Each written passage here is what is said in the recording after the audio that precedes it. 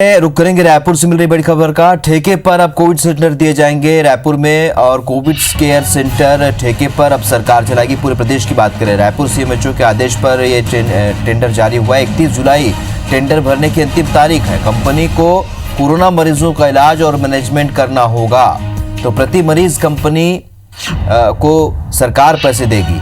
तो अहम खबर आपको बता रहे हैं, कोविड केयर सेंटर अब सरकार ठेके पर चलाएगी रायपुर में। फिलहाल इसके लिए टेंडर जारी हुआ है। सीएमएचओ के आदेश पर यह टेंडर जारी किया गया है और 31 जुलाई टेंडर भरने की अंतिम तारीख है।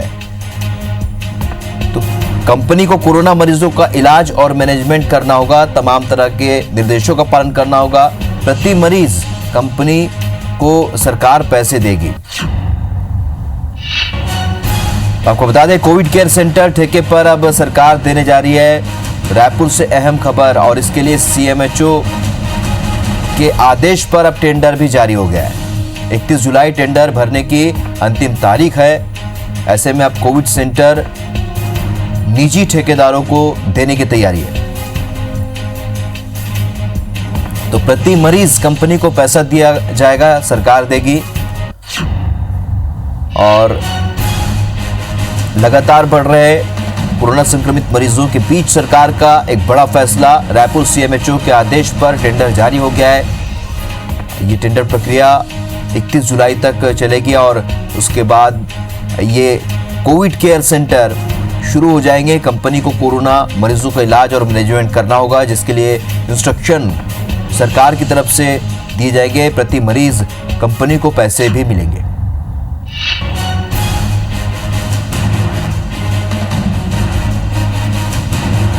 तो आपको बता दें कि रायपुर सीएमएचओ ने आदेश जारी किया है, ठेके पर अब कोविड सेंटर चलेंगे।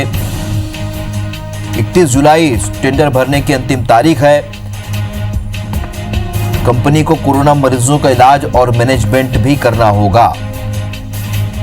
प्रति मरीज कंपनी को पैसे देगी सरकार, और तमाम व्यवसाय उस कंपनी को, उस निजी कंपनी को करना पड़ेगा।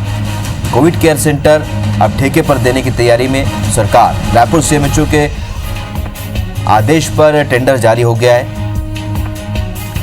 तो लगातार बढ़ते मरीजों की संख्या के बीच अब सरकार ने एक अहम फैसला लिया है, जिसमें वो अब ठेके पर कोविड सेंटर देगी। राजेश राज हमारे सहयोगी और ज्यादा अपडेट के साथ इस वक्त हमारे साथ जुड़ रहे। राजेश, कोविड केयर सेंटर को ठेके पर सरकार देने जा रही है। ये माना जाए कि भविष्य की तैयारियों के लिए सरकार जुट गई, क्योंकि मरीज जिस तरीके से बढ़ रहे हैं, ये लगता है या कितना जरूरी था इस तरीके का टेंडर निकालना या निजी कंपनियों को इसका ठेका देना?